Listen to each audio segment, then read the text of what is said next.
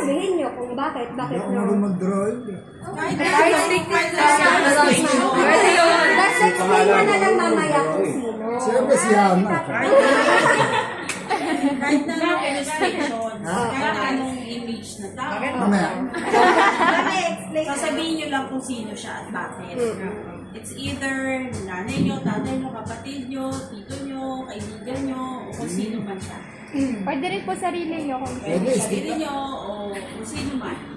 Skip na lang ha. Hindi ako drawing eh. Ay, ang ganda ni Hana.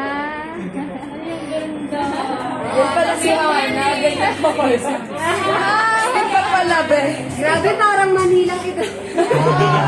May heart. May heart pa. Ilan yung heart? Yes, nice yung mga kapit. Dahil ko loves. Hindi ko masyado alam mo.